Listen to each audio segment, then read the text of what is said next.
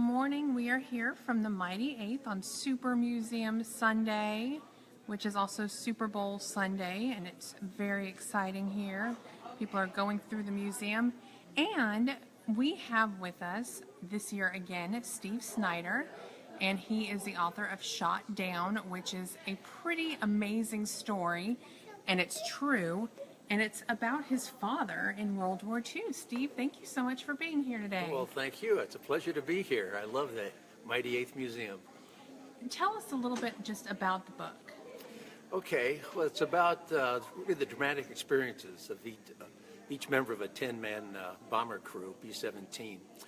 My dad was the pilot. They were shot down over Belgium on February 8th, pretty close to today, 1944. So the book goes into detail about what happened to each member of the crew and about all the Belgian people that risked their lives trying to help them. Your dad's experience is pretty amazing. Not unheard of. These men, when they were shot down, there were very few options. They were either captured or they escaped, and they kind of were on the run. And your dad was one of the ones that just kind of evaded capture by the Germans. Right. After he bailed out, he was missing in action for 7 months, but he evaded capture. He was hidden by various Belgian people for a while, and they could never get him out through escape routes down through France into Spain, then across into Gibraltar, and then back to England. So he decided he was tired of hiding, so he joined the French resistance, the Maquis, and started sabotaging German convoys.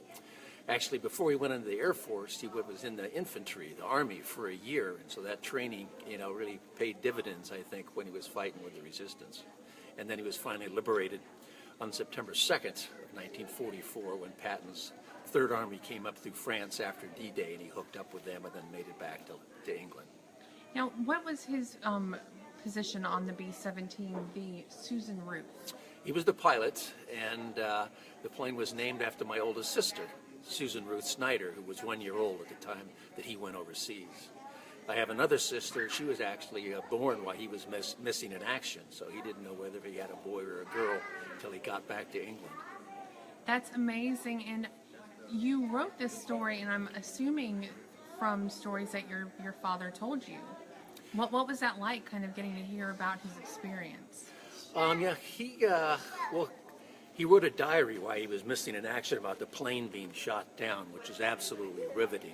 And then my mother had kept all the letters that he'd written to her during the war while he was stationed in England, and those were fascinating. He talked about bombing missions and what life was like on the base and in the surrounding towns and going into London. And that was amazing information. And then I went to Belgium with my dad in 1994 for the 50th anniversary of the liberation of Belgium and of my dad's plane being shot down. And I saw firsthand some of the houses where he was hidden in, the farmhouse where the resistance guerrilla group stayed. There's a memorial in Belgium to my dad. In fact, right now, going on in Belgium in the little village of Macanoise, they're having a ceremony at the memorial to my dad and his crew. How does it feel having people read his story, and you're kind of keeping his story and his crew story alive through your book? Yeah, I retired in 2009, and I knew the basics of my dad's war history before then, but then I had the time to really delve into it in more detail. At that time, it was never my intention to write a book. I just wanted to go through all the material they had kept and learn in more detail about his career, and that it became my passion. And in 2012, actually, is when I decided to write a book. It was actually at a reunion of the 306 bomb group here in Savannah. I'm now the president of the 306 bomb group. My dad was a member of that bomb group. After 3 years of research, I came to the conclusion that the story of my dad and his crew was so unique and so compelling that it had to be told and people needed to read about it. So I decided to write a book.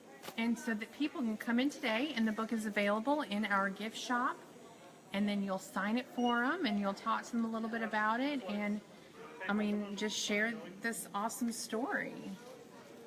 Well, thank you so much. It was my pleasure. I love being here. This is my third year, and the first year was on February 8th, the anniversary of my dad's plane being shot down. That's why I came here to begin with. And now it's been it's just a traditional thing that I like to do. Awesome. Thank you so much. Thank you.